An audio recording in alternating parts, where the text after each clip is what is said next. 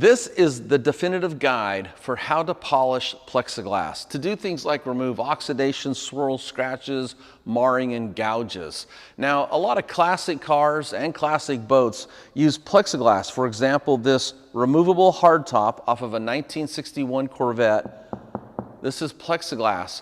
Over here, I've got a 1966 Duo ski boat, and the windshield is plexiglass. So what I'm going to do is I want to walk you through the process for how to polish this, working by hand, using a dual action polisher, using a rotary polisher, and I'll even be showing how to do some machine sanding for those deeper scratches or gouges. So follow along as we work through how to polish plexiglass. So the first thing you want to do is you want to inspect the plexiglass to see if it actually needs to be clayed. So just like you would inspect the paint using the baggie test, so take a clean baggie, and what you want to do is after you've cleaned this, and I use the little prep wash, this is a waterless wash to clean this, you just want to run your hand over it. Now, if you feel a lot of little bumps on there, that's a sign that it's contaminated. It could be things like overspray paint. And normally what you want to do is you want to take some detailing clay. So here's a medium grade detailing clay bar. I've already kneaded this into a pancake. You want to go ahead and clay this. And I know some people will be wondering, well, Mike, if you're going to polish it, won't claying or won't polishing take the contaminants off? And the problem with that is you don't know how strong the bond is between the contaminants and the plexiglass. And anytime you're using foam, like on a polisher like this, foam pads will tend to just glide over these bumps. They won't really take it off. So the most effective way to remove any kind of contamination is just to go ahead and clay the surface like that. And then I've already taken some painter's masking tape, and I've taped off the gasket around this window. It's not so important back here where I'm going to be working by hand, but as I start to work by machine, a lot of times your machine will throw splatter and it can get into the cracks and the crevices or stain the gasket. So you just want to be conscious of that. So I've already taped it off. Before I get started, I just want to document the before condition. Now, plexiglass, this is a handheld stroke finder light. Plexiglass is fairly soft, so it scratches easy. And as you can see, this thing is completely swirled out and full of random scratches. And from my experience, this is pretty much normal. So this is how most plexiglass looks after a few decades go by. And it comes mostly from people and the things that they touch it with. So contaminated wash mitts, contaminated towels, and contaminated drying towels. Anything that's contaminated, as you push that against this plexiglass, it's going to put a scratch in. So here's a tip. Always inspect your wash mitts, your drying towels, and your wiping towels. Make sure they're not contaminated when touching car paint or plexiglass. This is the hand polishing. Your normal options are a microfiber applicator pad or a foam applicator pad. Now, anytime you're using a fiber pad, just like when you're machine polishing and using a fiber pad versus a foam pad, the fibers themselves give your product a little more bite, a little more aggressive cleaning or abrading power. So for the first step, I'm going to start out with the Dr. Beasley's NSP 150 and a microfiber applicator pad. And just the thing I just want to point out about this is working by hand means applying some pressure to the applicator pad, or as I like to say, put a little passion behind the pad. It takes elbow grease. It's always a lot easier to do by machine, but I know a lot of people don't own a polisher, and a lot of people might be kind of scared to take their polisher to the classic hardtop off this Corvette. So yes, you can do this by hand, but you really got to put some passion behind the pad. And if you look, I'm pushing down probably 15 or 10 pounds of pressure, moving my hand at a pretty good clip here. And that's what it takes to abrade the plastic surface by hand, which acts to level it. And then visually, when we look at it, we won't see any swirls and scratches, or only the deeper ones will remain.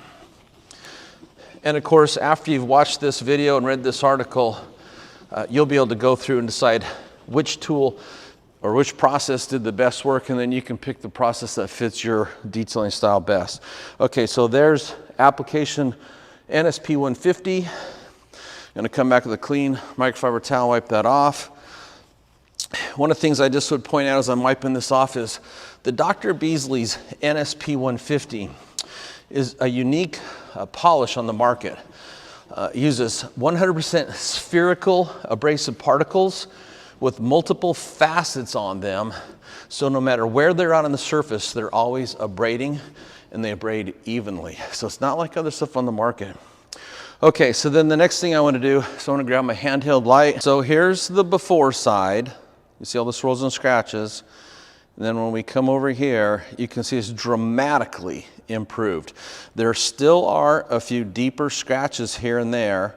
And of course, I probably didn't get much of the swirls out next to the tape line because it's hard to press down when you're rubbing hard next to a piece of tape line. In the real world, if you're doing this by hand, there wouldn't be no tape lines.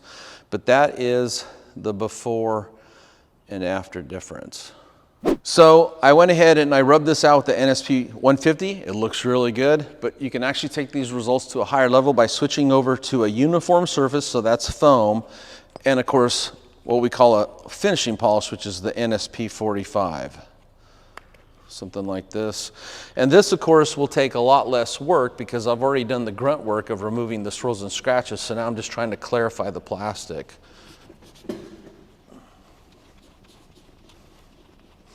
And after I do this step, if I was doing the entire back window by hand, then I would move on to the next section and I would overlap a little bit into this section. You can't do the whole back window in one time. It's just too big. You won't get good results. So you got to divide it up into smaller sections. And then when you finish one section, you go to the next section, you overlap a little bit into it, or you'd have no swirls, and then a strip of swirls because you didn't overlap. So it's really important to do that overlap step.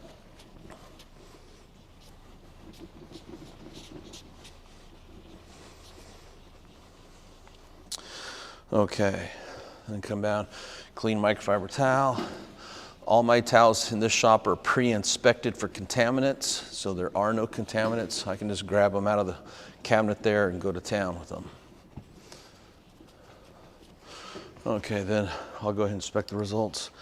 Swirled out mess, well, that looks good. So now this is ready to put the Dr. Beasley's nanoresin MX ceramic coating on, but we're not going to do that because I'm going to finish out the rest of this windshield. So let me go ahead and gear up for using an orbital polisher. Next, I'm going to go ahead and use the NSP 150. That's the same product I use by hand with this microfiber applicator pad, only now I'm putting it on a foam polishing pad, and this is actually a random orbital polisher purchased from Harbor Freight. This is what they call an 8mm free spinning random orbital polisher. They call it a 6-inch DA, but the 6-inch just has to do with the backing plate. It has nothing to do with the actual action of the tool. Now, before you start polishing, you always want to take and press that pad against the surface. If you turn this on in the air, it's going to throw product everywhere. And I'm just going to run this for what I call a series of 8 section passes. So when I go over this section back and forth one time, that's 1 section pass. I'm going to change directions, crosshatch, that would be 2. So I'm going to do that for a total of 8 times. And I'm going to bring my speed up. I'm going to start out kind of slow to spread this around, but you're going to hear me bring this up to the 6, and I'll make my 8 section passes, and then we'll wipe off and inspect. So here's kind of slow just to spread the product around.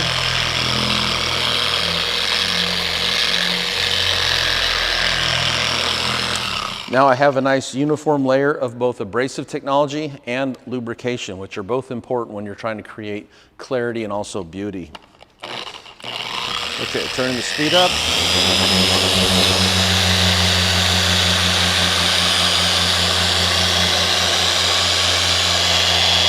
That's 1, 2, 3, 4,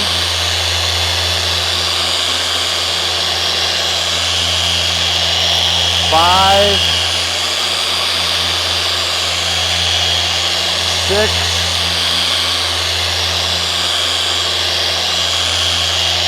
7,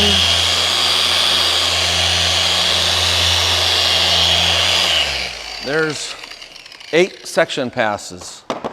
Next step, of course, would be to go ahead and wipe off and inspect.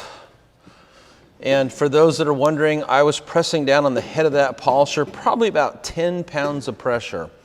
One of the things you want to be careful of anytime you're machine polishing is you don't want to overheat plastics. Plastics like this are soft. You get them hot, they're going to bend or warp. So what I teach is the flight or fight method of gauging surface temperature. If I can place my hand down here where I was just polishing and continue to hold a conversation, that means we're in a temperature range that's safe. It's warm, but it's not hot. If I were to put my hand down here and then jerk it away instantly because it's hot, well, that's a sign it's too hot. Quit polishing, let it cool down. So let me go ahead and we'll bring the camera in here and we'll show you the difference between polishing with the DA polisher and polishing by hand. Let's start out over here with the ugly. So this is still the original, how this plexiglass window looked when the Corvette arrived. And then there's using nothing but a foam pad on a dual action, free spinning random orbital polisher.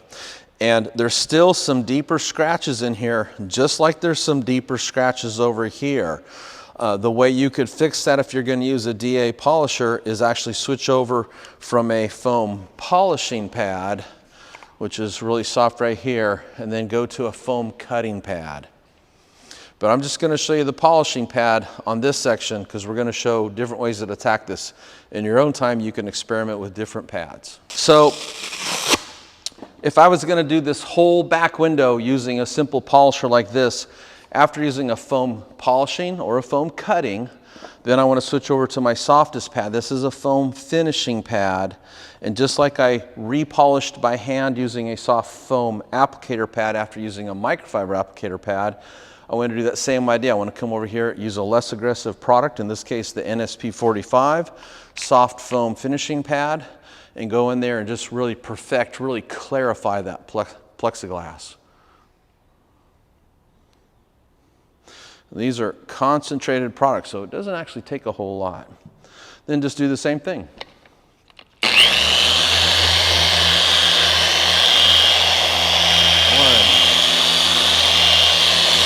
two,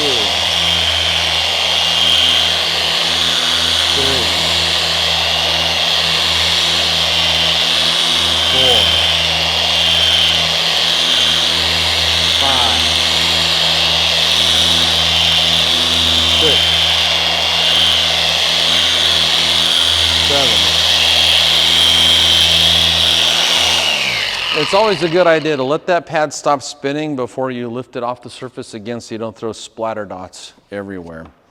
So that is a two-step process using a random orbital, or what they call a DA polisher. And I brought the light in to show you what it looked like after the first orbital polisher step. But I'll just check it out for you right here. And that is almost like a piece of glass. There are still some deeper random scratches here and there. And those types of scratches either come out with the next step, which is a wool pad on a rotary, or via sanding. So I'll get my rotary. I'm going to show you how to work with the rotary on plexiglass. Now for this, I've got a wool fiber pad. This is a traditional 4-ply wool cutting pad. On a rotary polisher, this just spins it in nothing but a circle, and that means you're going to create a lot of heat really fast. So you got to be very careful of surface temperature. So I'm just going to put a strip of product on here to work with. This is a NSP 150. These come in collapsible bags, so we also have pour-off bottles to put them in. I'm going to pick this up. I'm going to work this in. I need to get some kind of on the edges because I'm going to be doing some edge work here. And so I may have to put a little bit more product down here to do the face. But let me just show you what a rotary can do.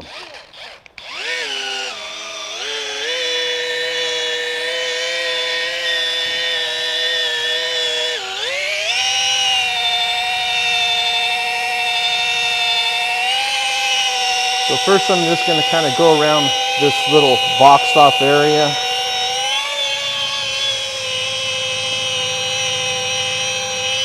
Now I'm going to work the major portion of it right here.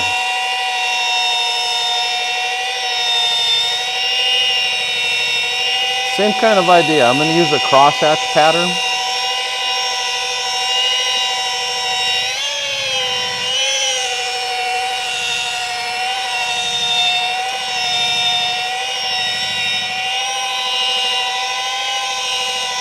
I think that's 4 section passes. 4 section passes. I'm going to put a little more product down here, Mostly because I used up some of the product getting the edges of this pad done so I could do the edges of this boxed out section.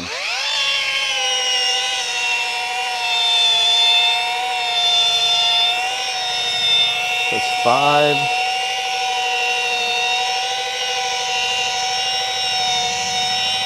6. This is the 7th time I went over this section. And here's 8.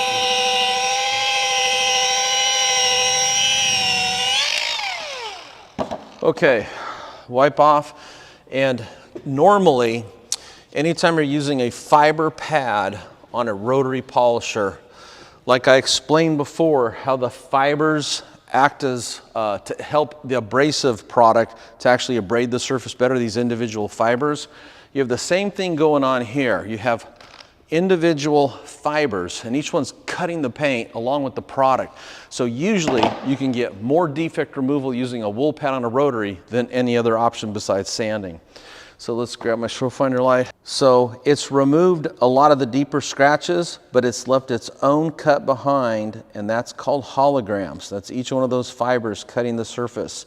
So the next step is to refine, only now we're going to go to a foam pad on an orbital, and that'll work out the hologram scratches. So I'm going to repolish the section I did with the wool pad on the rotary polisher with the NSP 150, and I'm going to go back to the foam polishing pad I was using before, and a little bit of the 150.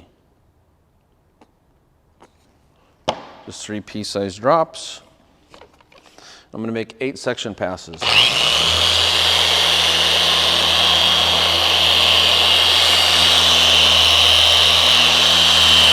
1, 2, 3,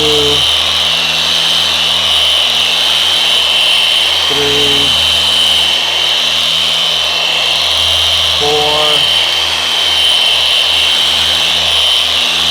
5, 6,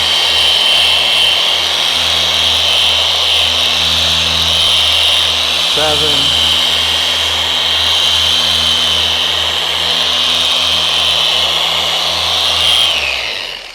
8 solid section passes.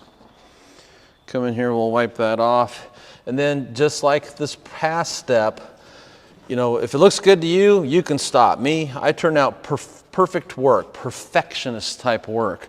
So what I want to do is I'm going to come back with that foam black finishing pad and repolish, but that looks really good. So real quickly, then what I would do is switch over to the foam finishing pad. Whenever you're doing this, it's important that you align these or center these up on the backing as close as you can, because that'll help aid with pad rotation. Okay, then the NSP 45. And if you really want the plexiglass to look clear, this is a step I would not forget.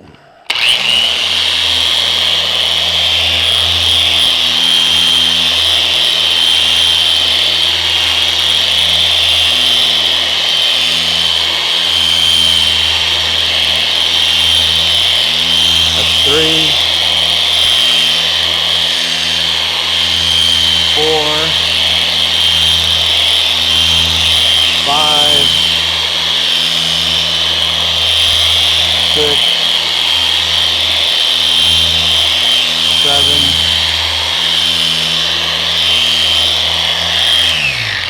8.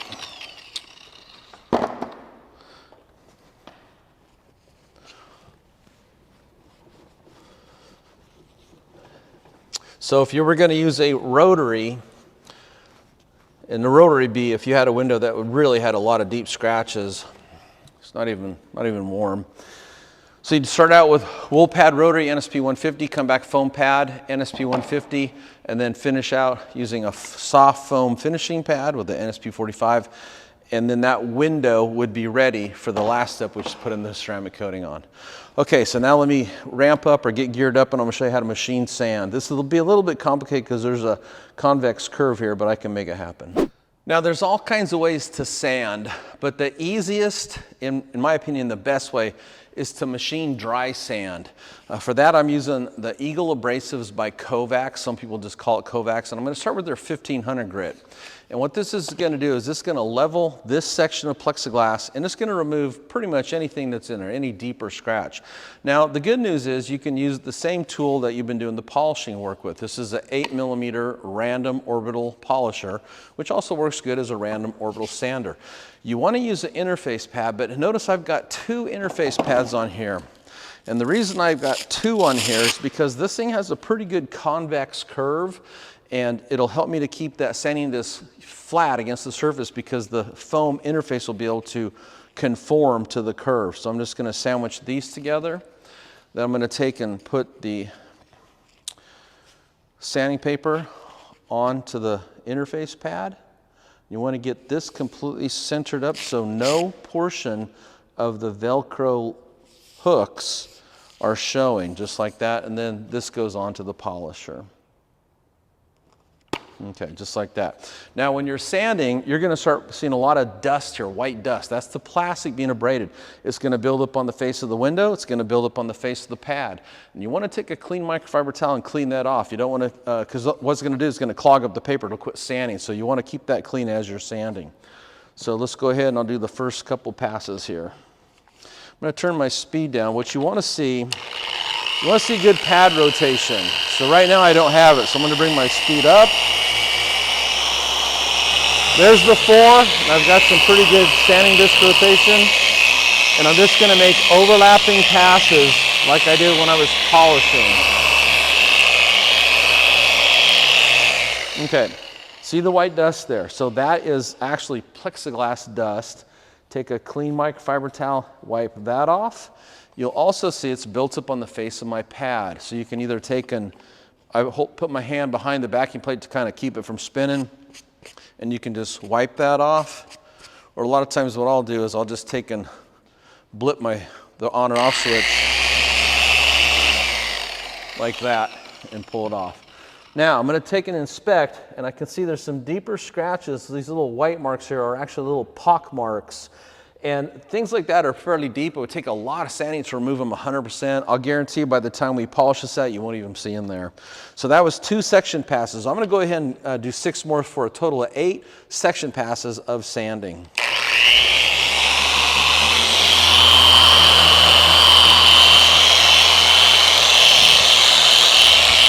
That's 3.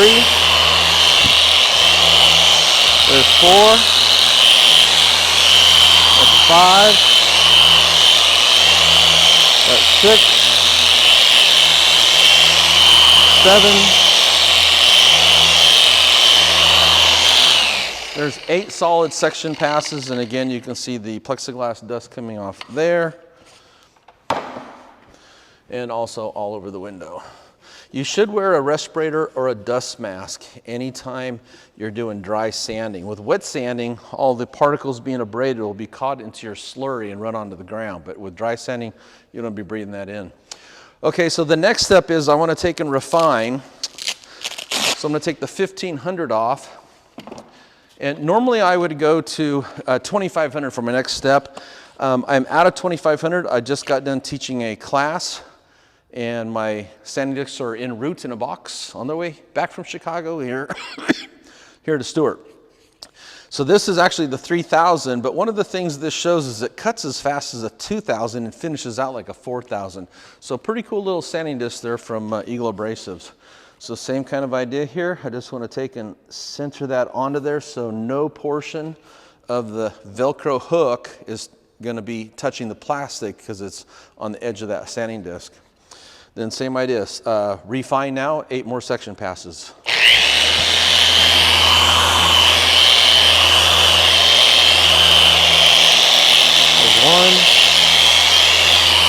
2, 3, 4, 5, 6, 7, his last And something I didn't really cover when I started sanding was the pressure's light. It's, you know, the tool weighs about 5 or 6 pounds, so it's the tool weight and a little bit more pressure, mostly to keep this flat to the surface. Oops. Well, you can see the dust that came off there. So even though at 3,000 grit, this does cut really fast. Then we'll pull it off here. And now we're ready to pull our sanding marks out. So before we do that, I'm gonna bring the camera in here and show you what sanding on plexiglass looks like after a 1500 followed by 3000 grit sanding disc. Very, very dull looking. Some people might freak out. And here's kind of that deeper pock mark I was pointing to earlier. There's a couple little right here. They're so far into the plastic that you'd have to sand a lot of plastic off to level them. But the good news is by the time we polish these, they'll disappear. It's mostly the deeper scratches that we want to get rid of. So we've sanded this with 1500, then 3000, and now we're going to be going back to the wool pad on a rotary polisher. So let me go ahead and get my stuff ready for that, and I'll show you how to pull your sanding marks out. Now, when I used the rotary only on this section here for the initial step, I had a 7.5-inch wool pad on. Now, when you're sanding, it gets a little trickier because now I've got to get right next to these edges. I got to get into this corner, along this edge. And it's really tough to do with a big 7.5-inch pad. So what I've done here is I've put on a 3.5-inch micro wool pad, and I'm going to work out all the sanding marks around the edges first. And then I'll come back with the 8-inch pad and pull them out of the center area. And then after that, we need to go back to the foam pad to remove the holograms from the fibers anytime you're using a fiber pad on a rotary.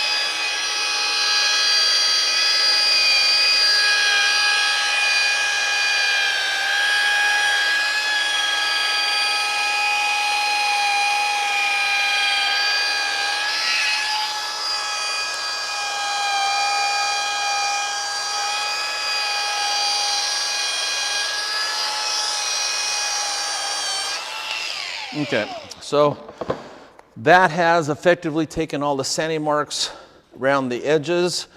In my sanding classes, I would call that edging a panel. Say if we were sanding on the hood, I want to come in and sand just the edges, and I come back and pull the sanding marks out of the edges. Same kind of a philosophy or practice there. Okay, so let me take this off, throw back on my 7.5-inch pad. And if you look, everything's starting to get really clear around the edges. It's still all foggy or hazy there. So put a little bit of NSP 150 on there. Pull our sanding marks out, then we'll go to the foam pad step.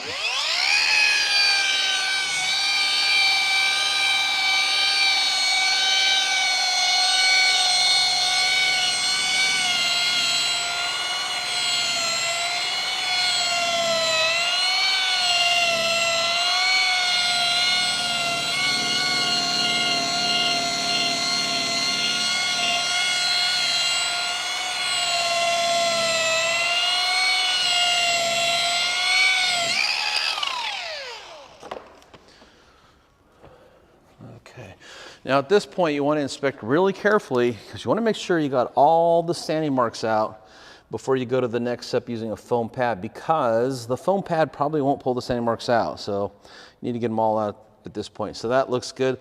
Let me go ahead and I'll get the foam pad set up. We'll repolish this, pull the holograms out, and then we'll go to the next step. So I'm back to my orbital polisher, free spinning random orbital polisher, NSP 150. I've removed all the sanding marks, so now all I have to do is pull out the holograms, and the holograms again are from these fibers that come off the wool pad.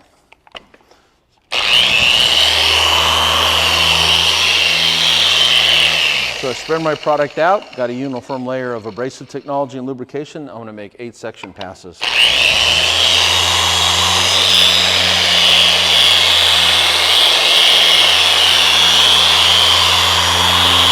One, 2, 3, 4, 5, 6, 7,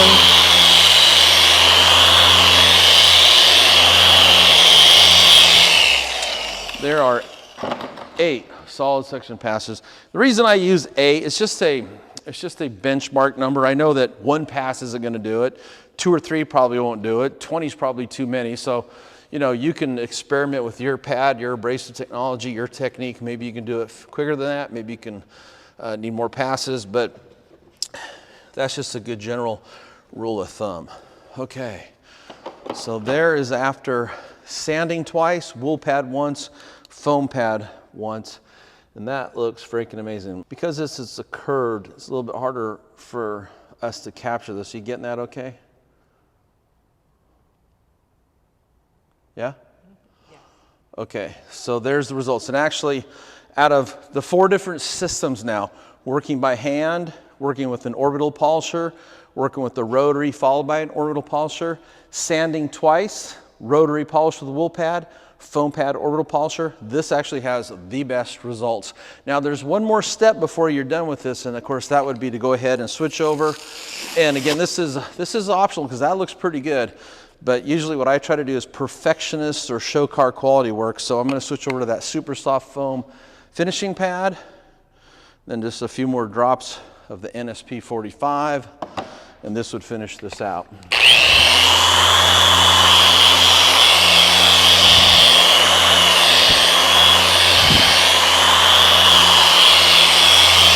Three, 4, 5, 6, 7. And the big picture point to remember is, you know, I'm showing you 4 different ways to do this, but you would pick one way. And if the way you picked were to sand, then rotary, then orbital, then you would do that to the whole window and then come back and put the ceramic coating on. So just keep that in mind.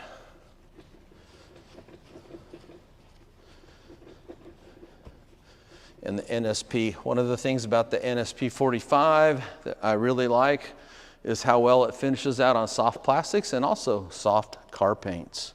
That looks like a piece of glass. There's a fuzzy on the inside, but look how nice this looks. Okay, so now that's how you do it, the 4 different methods. For me, because this goes to a client's car that's sitting right over here, I'm going to pull these strips of tape off where I work the different processes here. I'm going to resand the entire thing, polished out like you saw me do for this last little quadrant here, because that's the expectations for both me and the owners. He wants as many of the scratches out of there as he can. So once I get that done and get it all wiped up, I'll come back and I'll show you how to put the ceramic coating on.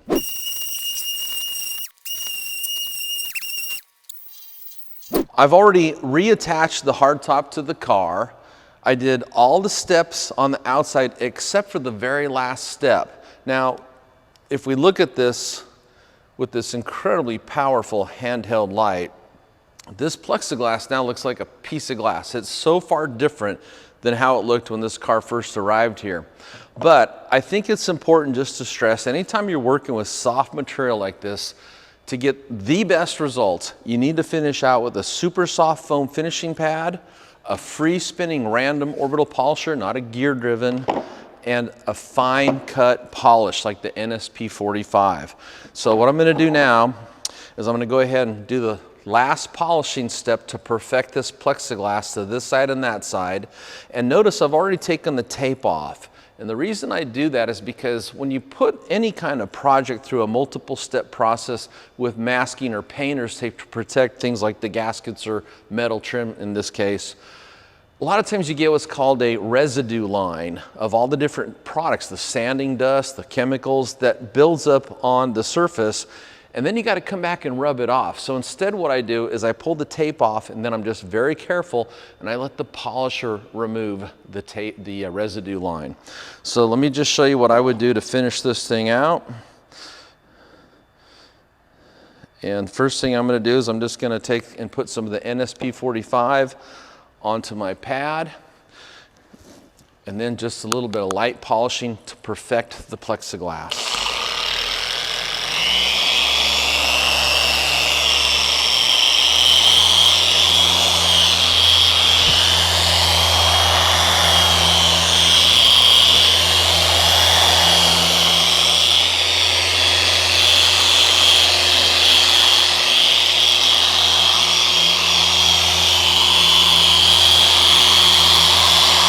That's 2 passes.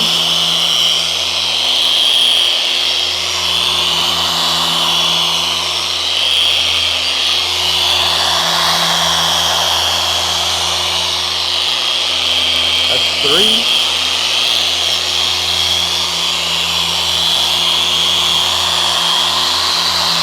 That's 4.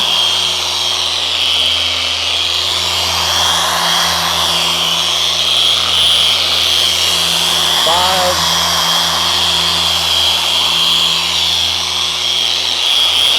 6,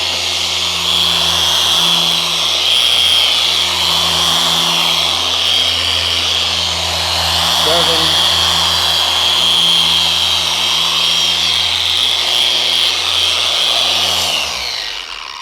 There's a total of 8 section passes. Turn the polisher off before you let that pad slow down before you take it off the surface. And if you're following me, then I move that polisher very slowly around all these edges to remove that tape line. And I would say at this point now, we have a flawless plexiglass window. So the next step is we're going to install the Dr. Beasley's Nanoresin MX ceramic coating. Okay, so I've machine polished both sides of this back window. So the next step is to put on the MX ceramic coating. Now this is a 2-part coating. First there's what's called the paint coating builder, but this also works on any smooth hard surface like plexiglass. And the way you apply this, the kit comes with actually a microfiber coating saver applicator pad. And you don't want to cross-contaminate, so what I do is I always just remember that the red side, the brighter side, is for the coating, the duller side, the gray side, is for the paint coating builder. Because I don't want to get any overspray in the car, I'm going to go ahead and just put a spray or 2 on there, a little spray here, and I'm going to apply this just like you do a normal coating. So just a back and forth or crosshatch pattern, to go over it 3 to 4 times. And one of the things this product here is going to do is it's actually going to amp up the clarity and also make that surface very slippery, which will help to reduce any potential marring or scratching in the future when this car is washed or wiped down. Now you want to let this product sit there and do its magic for about 2 to 3 minutes and then wipe it off. The other thing this does is it lays down anchor points for the ceramic coating to bond to, so it's kind of sandwiching onto the car like that. Then after 2 to 3 minutes, go ahead and carefully, softly wipe the coating or the paint coating builder off. And I can feel that just go slippery. That's one of the nice things about that. And then flipping this over to the red side, I'm going to take my Nanoresin MX coating. Whoops. Apply some right to the face of that. And then same thing, just cross hatch it on. Now this product is designed to bond instantly to the surface. So you only need to wait between 30 seconds and a minute and you can start doing the final wipe.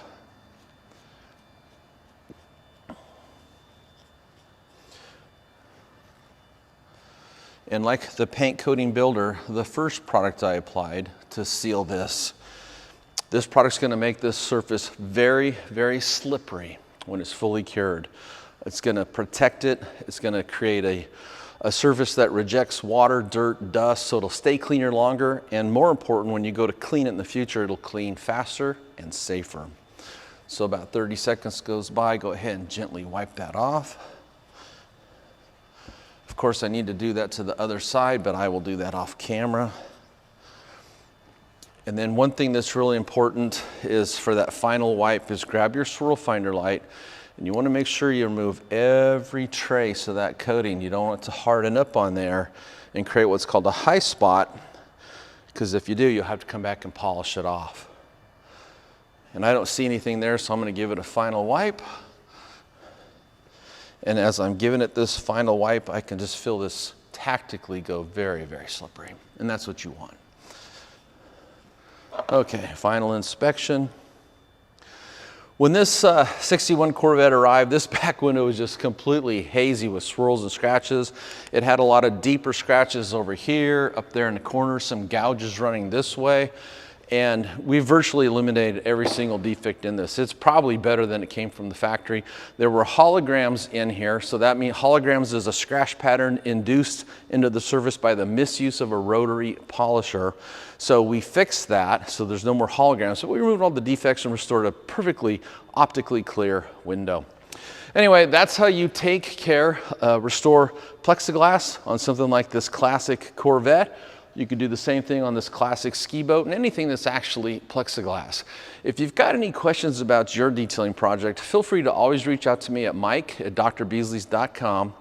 And you can get all the products that you see me use on here today up at drbeasleys.com.